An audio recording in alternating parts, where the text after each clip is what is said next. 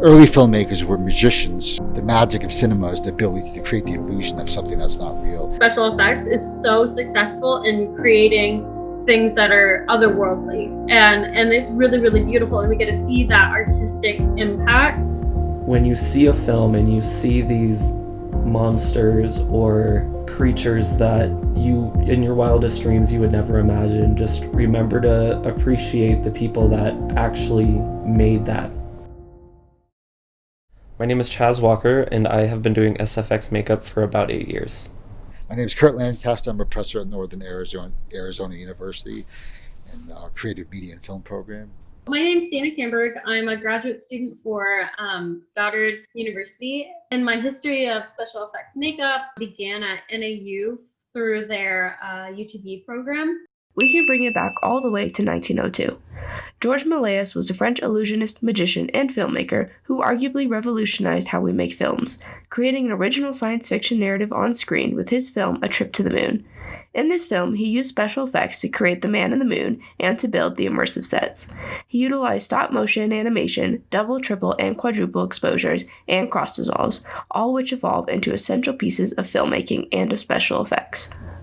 But arguably the true father of special effects makeup, specifically prosthetics, is Jack Pierce. They had a fine makeup man at the studio, a man named Jack Pierce. And he experimented and worked on the makeup for 2 or 3 weeks, really, before he said, now we are ready, you can photograph it. Mm-hmm. And they liked the makeup, the test, and I got the part, and that's how it started.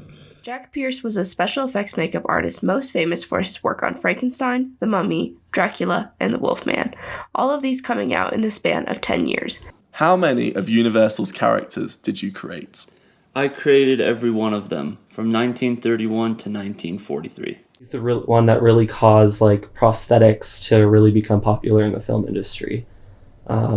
Frankenstein, Wolfman, those two are some of probably the most iconic films, especially horror films, that you would ever see, and there's so much prosthetics in that, full body prosthetics too, which is absolutely insane, especially for the time period where resources like that were very limited, and to see that happen, especially for such old films that he's done, it's kind of incredible.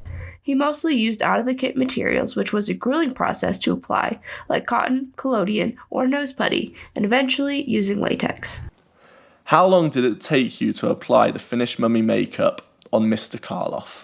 It took me about 8 hours to get him ready for the cameras on each day of the shooting. He was an inspiration to artists all over the industry, including Academy Award winner Rick Baker, who famously made the characters for the cantina scene in Star Wars in 1977. But let us not forget about our women in special effects. In 1954, Millicent Patrick gave us the creature from the Black Lagoon. She was dubbed the beauty who made the beast, and the head of the art department at the time, Bud Westmore, fired her out of jealousy. The next renowned female makeup artist who made a name for herself kept it, and that was Vneal, who won an Oscar for her work on Beetlejuice in 1988.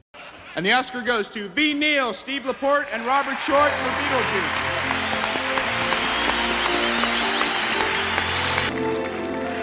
I'd like to thank the members of the Academy, our producer Richard Hashimoto, our director Tim Burton, Michael Keaton for bringing that wild and wacky character Beetlejuice to life. Beetlejuice was probably my first thing that I first watched with a lot of SFX makeup on it, and I just remember sitting down and looking at all the things that Vneal did, and what she did with Beetlejuice was incredible. Jumping to the 70s, film was dominated by the brilliant Rick Baker and Dick Smith.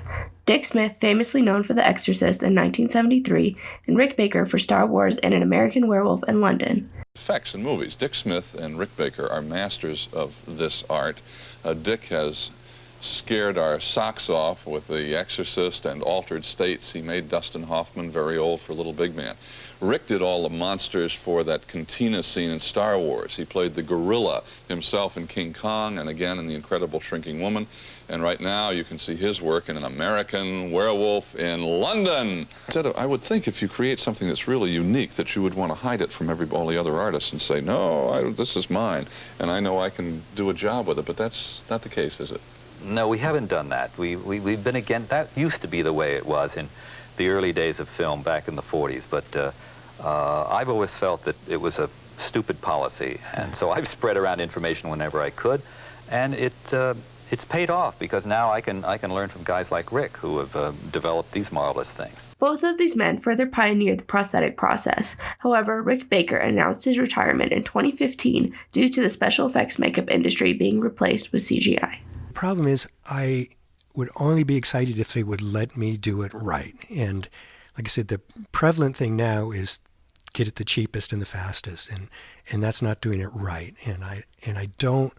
My fear was ending my career doing some crappy movie, doing some crappy makeup because they didn't give me the time or the money. In the 80s and 90s, we were given beautiful makeup in two iconic Tim Burton films, Beetlejuice, done by Vneal, and Edward Scissorhands, done by Stan Winston. It's more of a challenge for me to think as freely as Tim. The blades on the glove hands were plastic. We actually created a pair for him early on so that he could take them home and try and figure out how would he get things done if actually he was encumbered by these hands. Work with a remote control on a television set is virtually impossible. Going to the bathroom, you don't need, it's something you wouldn't even want to talk about. It's just, but after a while, it just became the second nature. We also created a mechanical pair, and we call them our insert hands, which were operated by 4 or 5 puppeteers that actually could cut. Stan Winston, who is also known for his work on Jurassic Park and Aliens. Hi, Stan. Well, what we've got going on here now is basically this is all top. The top portion is basically really smooth. In more modern times, we can see the beautiful makeup in Del Toro films like Pan's Labyrinth and The Shape of Water. But CGI is currently dominating the industry. So classic would be Pan's Labyrinth. The prosthetics and the practical effects were absolutely incredible. Like, I feel like still it leads kind of the direction in which prosthetics and special effects have continued. Like, that was groundbreaking, I think, for the time. And especially now, I think a lot of people refer back to those costumes. And even with the Mandalorian, even though it's not a green screen, it's a wraparound immersive kind of LED environment where you can create any kind of special effects environment. They still build part of the set as a practical within the studio soundstage space, and then build the effects and wrap that within that space, or creates the illusion more fully. But what is the real difference between visual effects and special effects, and what can we expect to see for effects in films in the future? SFX is created by a makeup artist. They make these prosthetic pieces or props that are used, and CGI is technical. It's all on a computer. Although CGI can create some really cool things, it's nothing like having the real thing. Both are valuable, I won't deny it, but there is something about hand making and creating without the aid of computers, without the aid of digital rendering, that is so phenomenally beautiful. It is a dying industry for sure, but I think it will always be around in some way. Oh my God, can we refer back to Cats real quick? The new release of Cats. There is so much artistry that could have been represented through practical effects and practical special effects that was absolutely lost, and now it's this grotesque movie of these CGI people, and that's what become a comedy. Like, people make fun of that because it's like, this looks ridiculous, and it could have been so beautifully done, and aided to the work of the artists that they had in that film if they had just done prosthetic work. Although CGI is pretty good, at least for me, I can still see the fakeness of what could have easily been done with SFX makeup and look 10 times more realistic. I would say until we're able to really create a whole entire world without looking green screen or animated, stick with SFX. It might cost a little bit more money, but it's a lot more worth it in the end of the production. It also really makes a great experience not only for the makeup artist, but also the actor, the whole production crew. It's so cool to see SFX in its work and its time of whenever it's time to film or anything like that. Like, it's definitely worth having around. SFX has definitely changed the mood on a set. I have firsthand experience in that. I think back to when we were working with Fairy, how as soon as we got our monster put together, everybody was so excited to interact with this character because it's not worldly, and even though there's somebody in it, it doesn't feel like there is. It's like, this is completely different, and now I can interact with it differently. I mean, we took turns feeding him in his costume because he couldn't use his hands because they're all prosthetics. And it was just so much fun. And I think that's the kind of life that you get to bring to set when you have practical effects. To have people either love your work, be scared of it, be completely disgusted by it, you know you did your job. And I couldn't ask for any better feeling when you're on set and seeing everybody have these certain emotions towards it, whatever you made.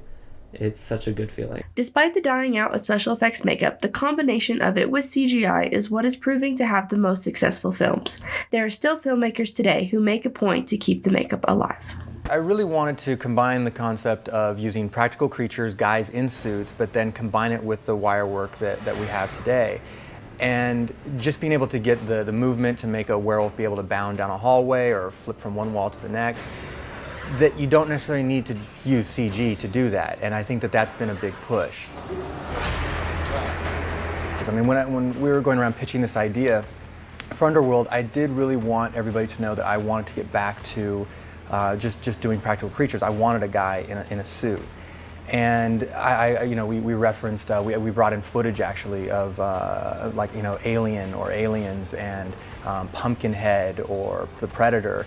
And I just think that there's something that you get from a guy in a suit, and I wanted to bring that back. I never really saw that was going wrong, and a lot of the movies now have gone CG, where I thought that we were actually getting better with the prosthetics. So I really wanted to just bring that back. Filmmakers take it and make the imaginary concrete so the audience can see and hear it, feel that immersion into those stories. And so special effects, costumes, makeup, all that kind of stuff gives us the illusion and the ability to experience other worlds. The way that art works is when something disappears, it comes back later in a different form. And I'm hoping that's what happens with special effects, is somebody creates such an impactful film utilizing practical work that we want to go back and demonstrate other ways that we can do it. You wouldn't see Alien, Beetlejuice, Terminator, you wouldn't see any of those types of films just because the sole purpose of most of these films would be SFX. That's where almost all the art budget goes. And to see or think about if SFX wasn't around, I don't think the film industry would be the same.